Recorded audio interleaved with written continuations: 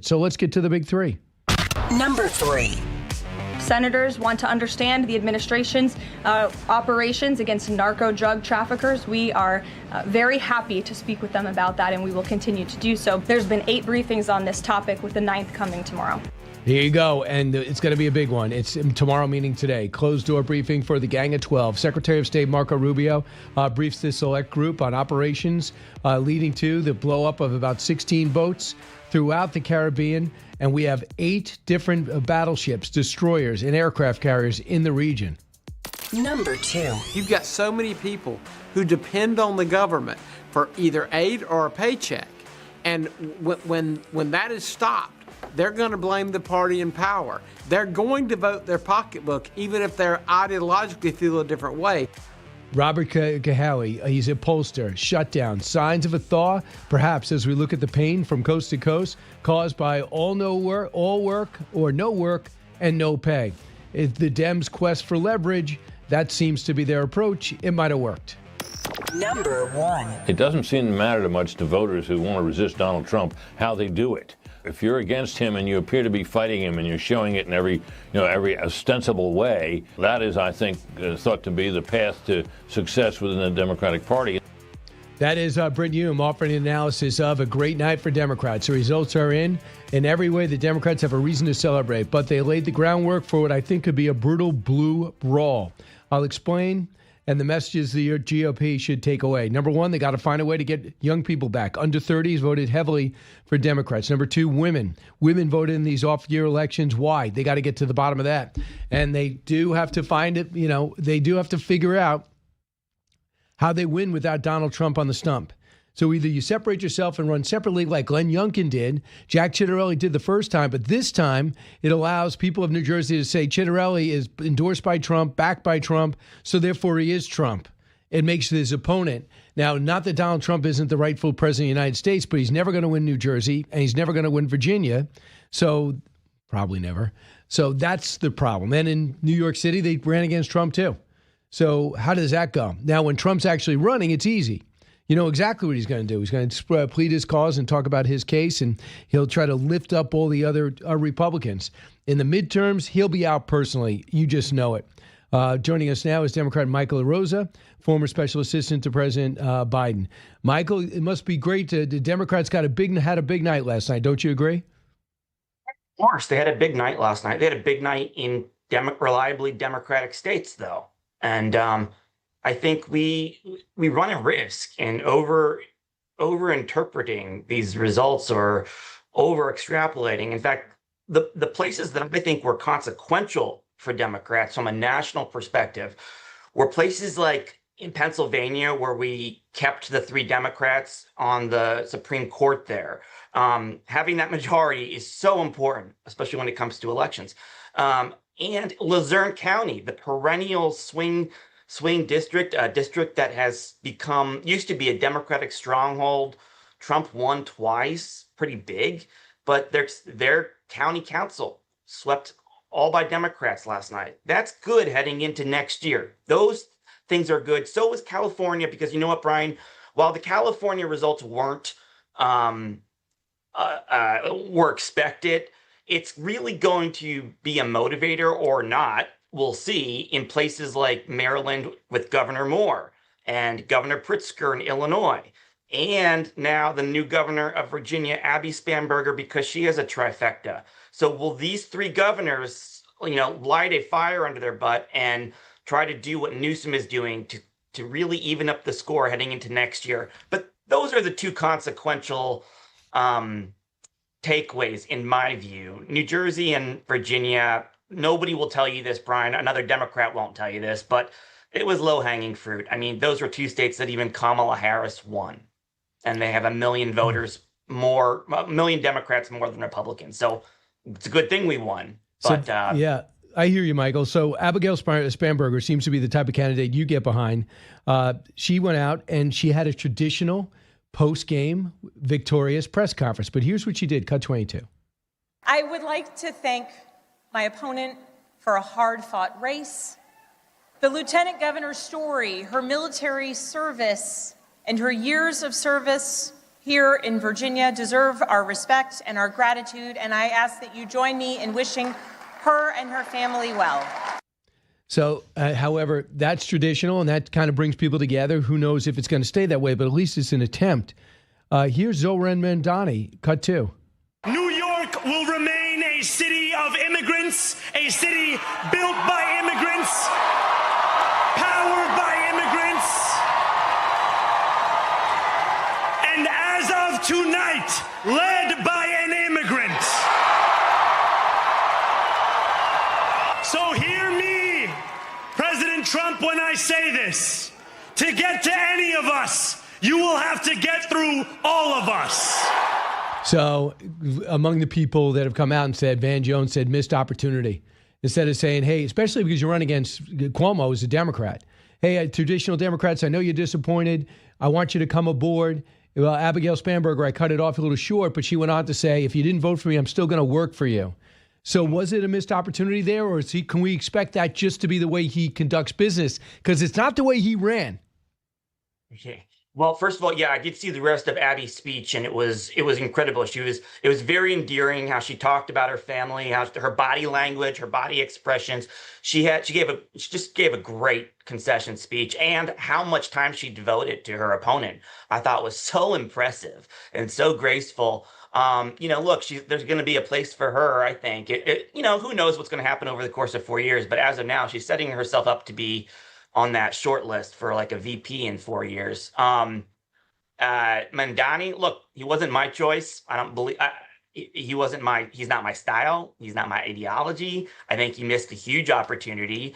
I think the people that have poked a finger in President Trump's eye have really found out the hard way that it's really unhelpful to them when it's either, whether it's universities or corporations or other or governors of states. So that's just not the politics that I think the Democrats need to be following. And that's not the lesson that we should be learning. So a couple of things. Do you think, for example, AOC is thrilled with Mondami. Bernie Sanders is thrilled with Mondami. You know those two get the biggest crowds out there. Do you think, besides for 28, we know that Democrats have hurt Democrats and Republicans go after Republicans. Remember, still, Trump and DeSantis are still not the same as they were after that. But at one point, Democrats are going to be on the stage and they're going to be, we don't want to be known as a socialist party. And the AOCs of the world, or whoever they're going to represent the Bernie Sanders of the world, go, no, we should. That is our ticket. And there will be a blue war, civil war. Do you expect that? I don't know. But what I can say is I can point to South Florida as an example. Miami-Dade County, a county that Democrats have, was safe, blue, deep blue Democrat country. And slowly, right after 2016, you saw that dwindle. And then Hillary won it by a smaller margin than Obama. Joe Biden barely won it, which was shocking. And Kamala Harris lost it. That is an example of a place in our country that is terrified of socialism, right or wrong, the stigma attached to the Democratic Party. That is going to hurt in places that matter, in the places that Democrats need to win. Places like where I'm from, like Allentown, the Lehigh Valley. That's not going to fly next year. That's a district we need to win back power. It's just not going to fly. And the way Republicans get or Democrats are motivated to turn out against Donald Trump or to punish Donald Trump, Republicans are going to be motivated to turn out against the party of Mamdani and socialism. So Jay Menares is out as Attorney General. He was beat by Jay Jones with those horrific text messages when he talked about shooting his opponent and his family, going 100 miles an hour and getting a speeding ticket and getting off light. So this is a guy that people were basically, Abigail Spanberger was running from at the end. What does it tell you that he still won? Yeah.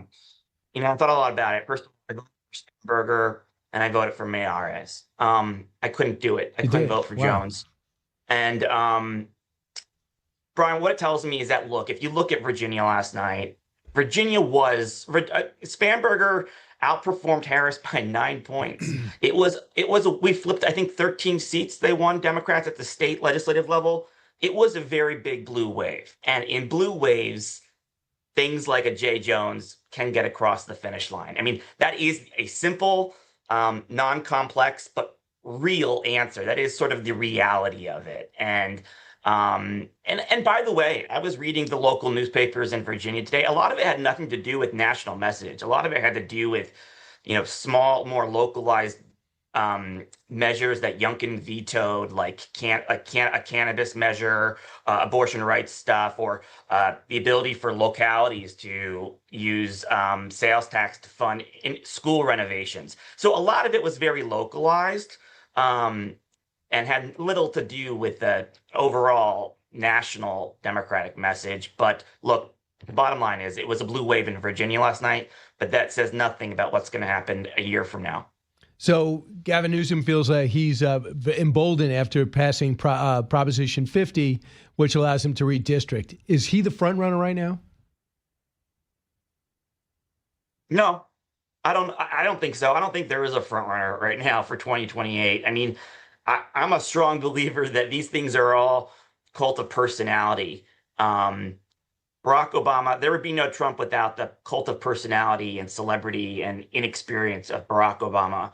I just think that Newsom, he's doing everything right. But I don't know who the front runner is. I mean, 20 years ago in 2005, we did not know there would be a Barack Obama when we were shut out of all chambers of government. So maybe he's doing everything right. He's out front. The question is whether his potential rivals, like a Wes Moore, like a Josh Shapiro, like a Pritzker, are now going to say, hey, this guy's making a lot of national waves and getting a lot of national good public attention, at least within Democratic circles. Maybe we ought to follow his lead and really push our state legislatures to get into this redistricting fight. All right, Mike LaRosa, thanks so much. Big night for Democrats. Mike, you just were honest. You said I won for Menorez over Jay Jones. So common sense. Just need common sense. That's all. I hear you. Thanks so much, Mike. Always appreciate you.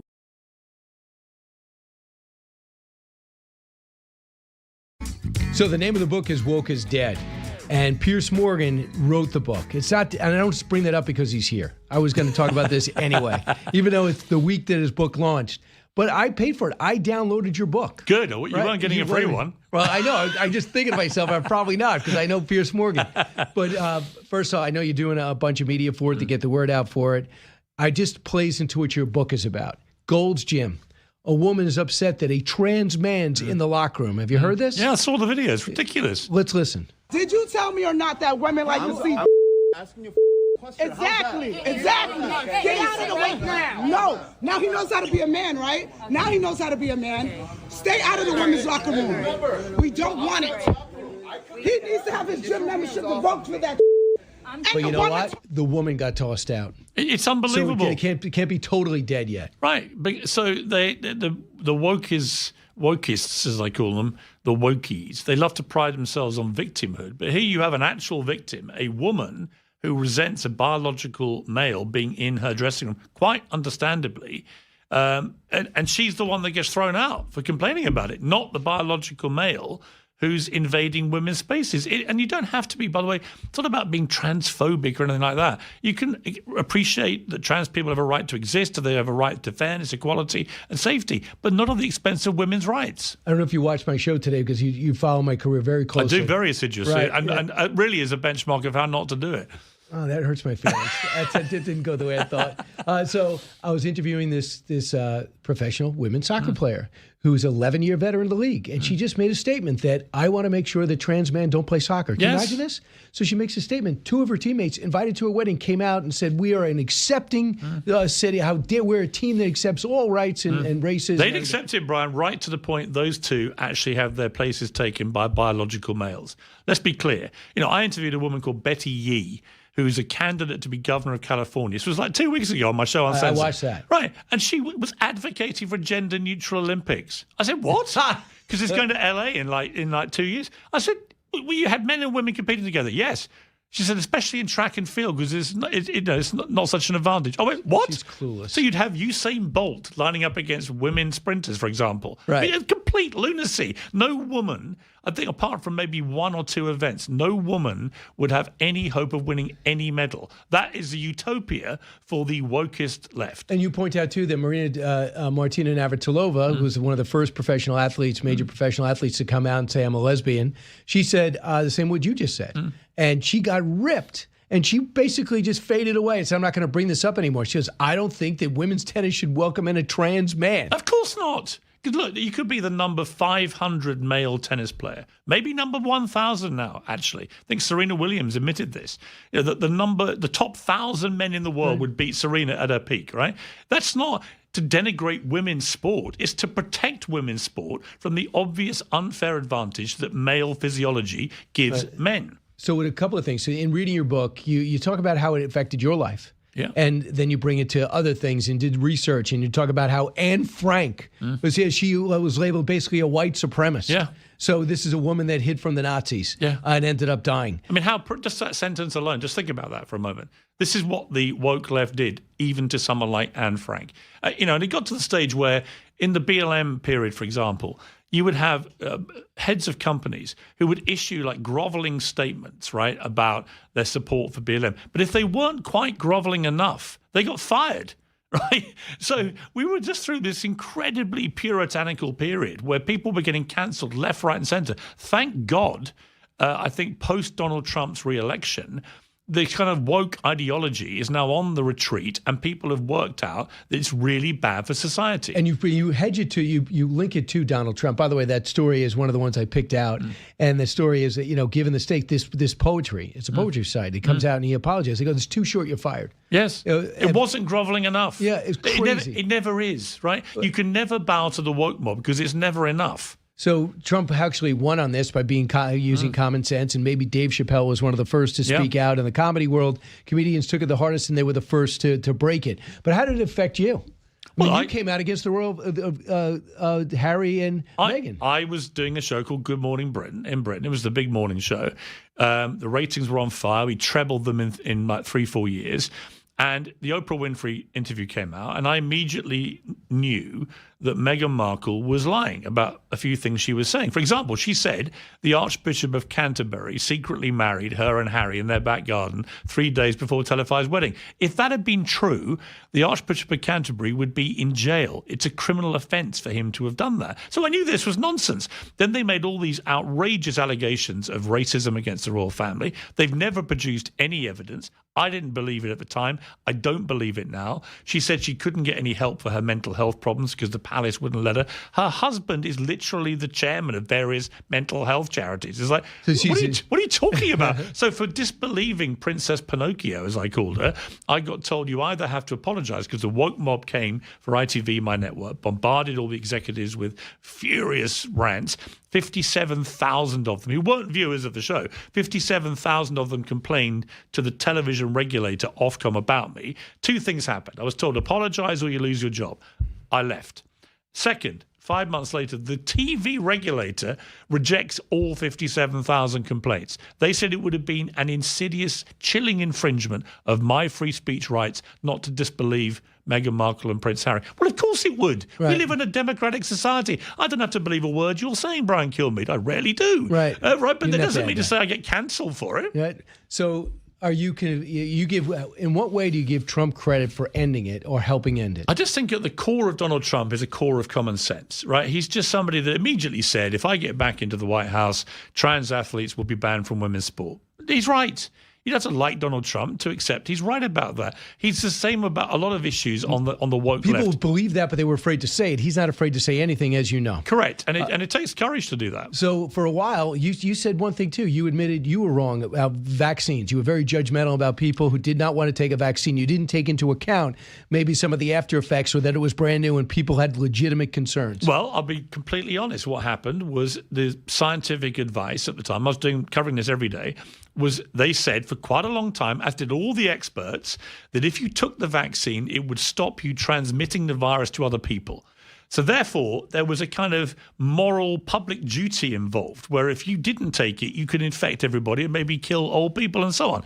So I took a very overly censorious view. I don't deny that for a moment. I've left my tweets up. Unlike a lot of people who delete them, I've left them there, and there are people who regularly retweet them. I've got no problem with being held to account for the stuff I tweeted at the time. It was intemperate, it was over the top, but it was based on scientific advice, which turned out to be completely wrong. The moment they said, actually, it makes no difference to transmission if you have the vaccine or not, in that moment, it becomes personal choice. And I've learned a hard lesson. Next time there's a big health pandemic like that, I would certainly be far more cynical and skeptical about specific scientific advice, because a lot of it turned out to be wrong. So, Piers, why do you think that it's, I know you said woke is dead. Do you think it's dead forever? No, I don't think it's actually dead yet. It's an aspiration. I think the woke close. I think the woke ideology has been killed off, but a lot of people haven't got the memo yet. So I think it's incumbent on all of us. I called it like whack-a-mole. You know, whack-a-mole, when things pop out and you whack them back.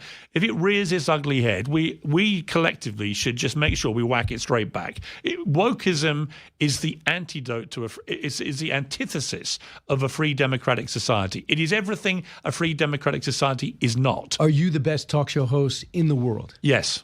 Why are you hedging on that? Well, because I got 4.3 million subscribers to my YouTube channel in 3 years. And as you know, Brian, you haven't. Right. I think YouTube is a fad. It's going to fade away. Oh, really? Yeah, absolutely. Black and white television's coming back. Yeah. But Piers, overall, you believe that? And a lot of other people believe that. Are you worried about being too good and not showing any room for improvement? No, because I always seek improvement. I just interviewed Cristiano Ronaldo. It's airing on my Uncensored channel now. And he's a guy that is never happy. He constantly wants to score more goals. And you are like him. I'm the Ronaldo of interviewers. Woke is Dead is the name of his book. Piers Morgan, thanks so much. The best that's ever lived, perhaps. Your word's not mine, Brian, but I'm not denying it.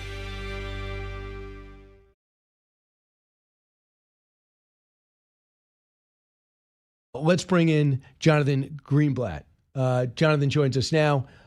He's the national director of the ADL. Jonathan, I'll tell you, if I'm a Jewish New Yorker, I'm worried today. Are you?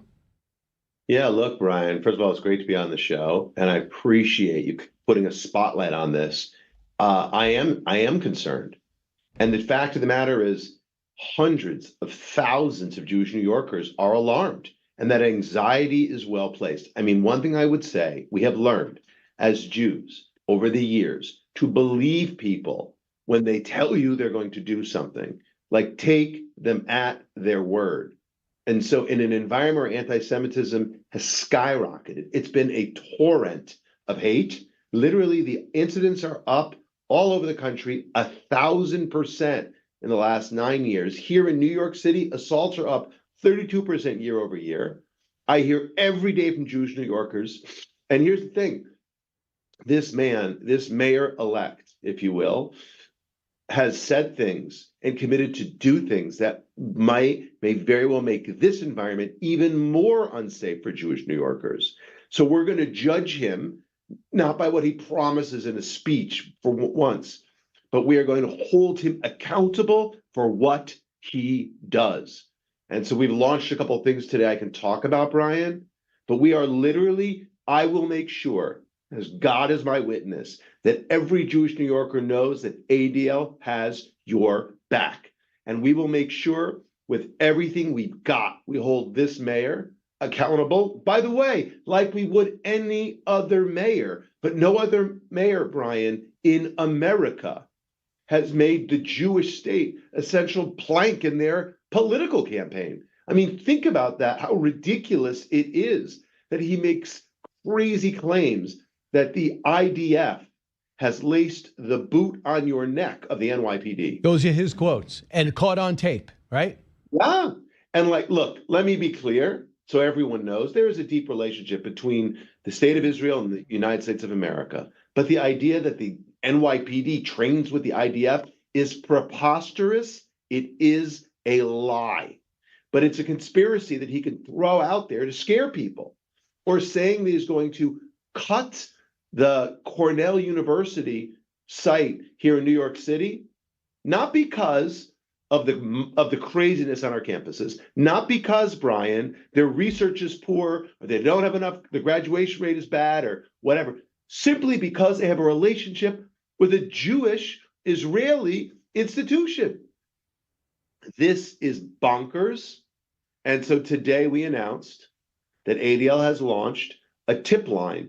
You can find it at adl.org/NYC. So if New Yorkers experience anti-Semitism where they work or where they worship or where they shop or where they socialize, tell us at ADL, and we will make sure that the authorities follow up. And we've launched the Mamdani Monitor this morning, Brian. The Mamdani Monitor. We are going to hold this guy accountable. The people he appoints to office, the programs that he introduces, the policies that he implements, we will hold him accountable 24/7 for the next 4 years. Well, I think that's great. But you know who doesn't? Joe Scarborough. We saw this exchange and our staff pulled it. Eric pulled it. So I want you to hear I want everyone at home to hear this exchange. And you know, I love you, and you're on all the time, and I'm always a fierce defender of yours. But you seem to be like blurring a lot of things together and then looking into that camera and say, call us. We're going to make sure that he doesn't support the. No, I say to Jewish New Yorkers, call us if you feel unsafe. Okay. I say to Jewish New Yorkers, call us if you are harassed. And so let me clarify. How about you calling his team, Mamdani's team?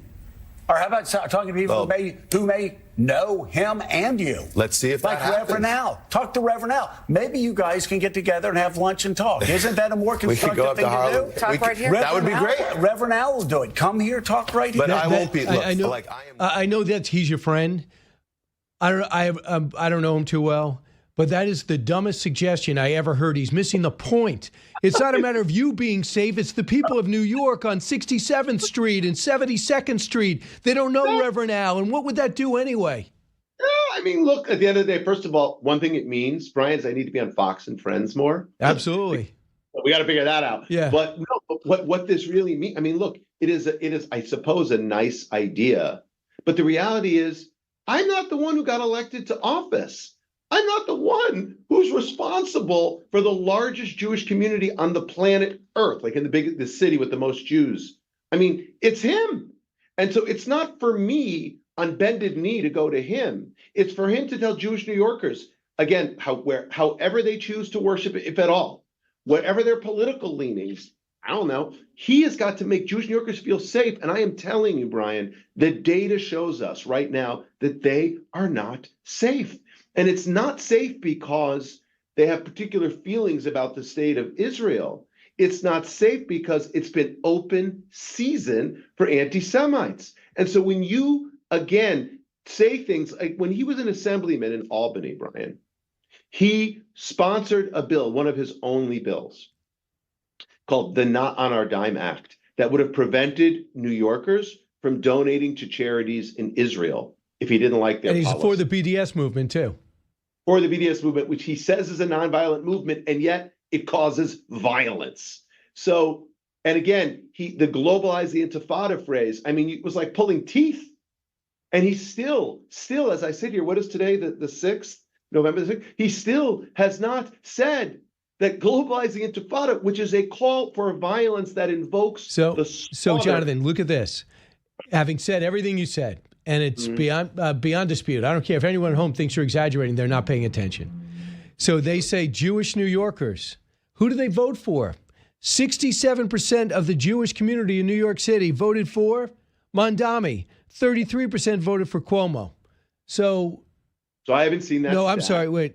63. I'm sorry. 63% for Cuomo. 33% for Mamdani. So Cuomo got some late surges there. Your reaction to that?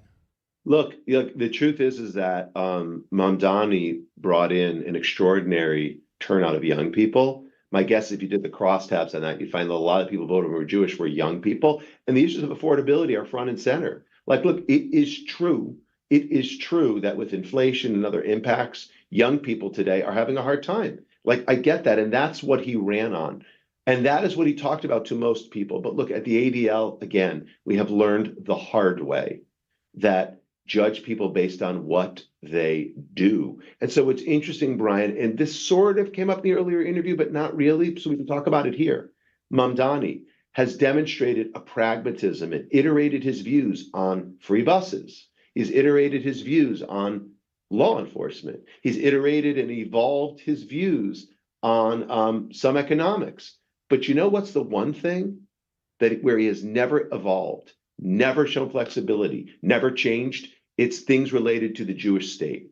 Since he was in college and organized a Students for Justice in Palestine chapter at Bowdoin, where, SJP is the group that leads the harassment and the violative acts against Jews all over the country. He started their chapter at his undergraduate.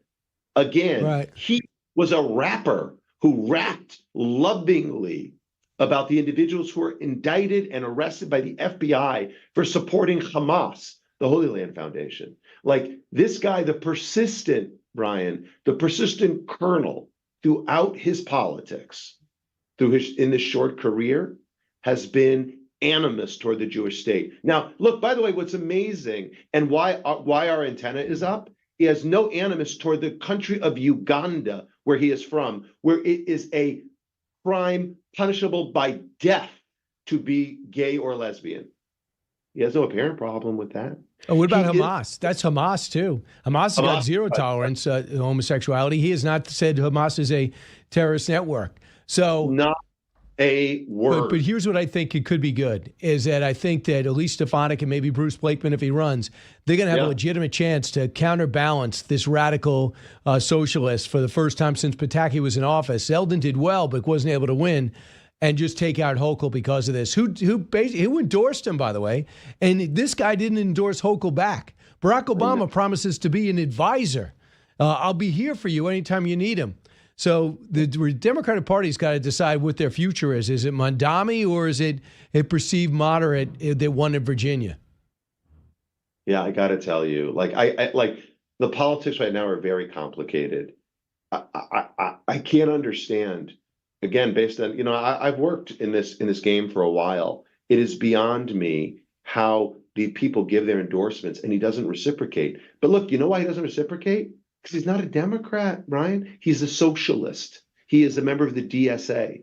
So I can't speak to what Governor Hochul was thinking, but it was deeply, deeply disappointing. Yeah. He would endorse this guy when she knows he is a clear and present danger to our community. So just by the way, his remarks were so divisive yesterday. You would think after winning, he would come out and say, hey, guys, let's come together. I know some of you voted for Cuomo, and we've talked later, and we're friendly, and I'll see what Curtis has to say about law enforcement, and I can't wait to talk to Jessica Lynch about how she wants to. But instead, he was defiant. He was provocative. He was challenging the president of the United States and anybody else. I'm proud, X, Y, and Z. One person who thought he missed the moment is Van Jones, obviously a Democrat, on CNN, cut 10. I think the Mamdani that we saw on the campaign trail, who was a lot more calm, who was a lot warmer, who was a lot more embracing, was not present in that speech. And I think that Mamdani is the one you need to hear from tonight. There are a lot of people trying to figure out, can I get on this train with him or not? Is he going to include me? Is he going to be more of a class warrior even in office? I think he missed a chance tonight to open up and bring more people into the tent. And I think he's right. I think he's right, too. Like, imagine if he had said yesterday, not some pablum, we're going to, defeat the scourge of anti-Semitism when he's promoting anti-Semitic ideas. But imagine if he had simply said, I know many Jewish New Yorkers are concerned, and you had questions about my campaign.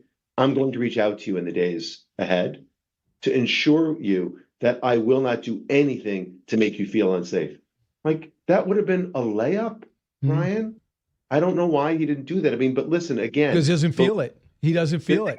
And now when the next time there's an uproar in Columbia, do you think he's going to go down there at all? Do you think he's going to urge the NYPD to suppress it right away? Do you think about NYU? Absolutely not. It's going to leave it up to Trump to do that.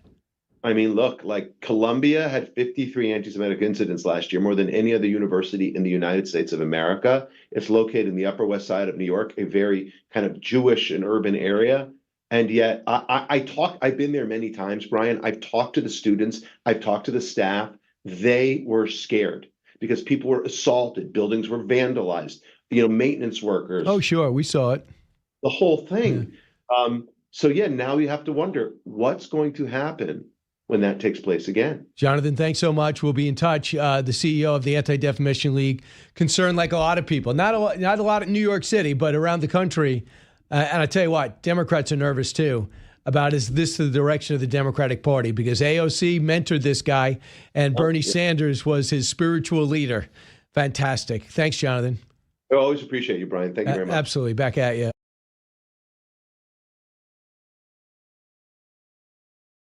Instead of agonizing over the state of our nation, we organized in an unprecedented way in a 90-day sprint. People from all over the United States of America contributed their voices and their support for this initiative. We stood tall and we stood firm in response to Donald Trump's recklessness. And they passed Proposition 50 that could give him 5 or 6 seats. They say it was an answer to Texas redistricting. Congressman Chip Roy knows all about it from Texas, who's running for Attorney General. Congressman, welcome back. First off, your thoughts about Proposition 50. Does that answer Texas? Well, look, Texas had a good night, just to be clear. Like, while we saw all the disaster unfolding in New York, while we saw the disaster unfolding in California with the 5 votes, there with the districting in California, Texas had a good night with our proposition, standing up in defense of parents, standing up in defense of not putting criminals on the streets, with bail reform and a host of other issues. So Texans are pretty solidified about where we need to head. Look, we added 5 seats, obviously, in our redistricting. That's great. We maybe could have been more aggressive and gotten 2 or 3 more seats, and we may need to look at that, given how much California is now doing what they're doing, and other states are starting to think about, the Democrat states are thinking about, trying to pack their congressional districts with more Democrat seats. Look, we just got to recognize with the election of Mamdani in New York, and I know that hits close to home for all the great Fox folks in New York City. Look, that is a bellwether of what's coming, and it's not good. And we've got to recognize that we've got a group of individuals in this world that are at war with Western civilization. Open borders, radical Marxists, Islamists who want to Islamify Texas and the rest of this country. The Muslim Brotherhood's, tentacles are intertwined with CARE and a whole bunch of organizations in our country. We've got all these groups that are putting radical DAs in and letting criminals on our streets. These are all funded. We have Arabella, we've got Soros, we've got Bill Gates, and all these foundations, taxpayer money, grant money, all going to these NGOs that are actually trying to take us out. So that's a lot, but that's happening, and we're seeing it unfold in real time in New York. And frankly, there was a lot of money. We were outspent in Virginia, outspent in New Jersey. So we've got to recognize what time it is. We can't just count on President Trump to save us. We've got to build an entire coalition after President Trump, building it around President Trump to be able to win elections like this one. I mean, look at this Mamdani. He comes off smiling all the time, but he wins and he comes off like a firebrand, like an angry reverend. Listen to some of this. Cut 4. If tonight teaches us anything, it is that convention has held us back. We have bowed at the altar of caution, and we have paid a mighty price. Too many working people cannot recognize themselves in our party. And too many among us have turned to the right for answers to why they've been left behind. We will leave mediocrity in our past. No longer will we have to open a history book for proof that Democrats can dare to be great.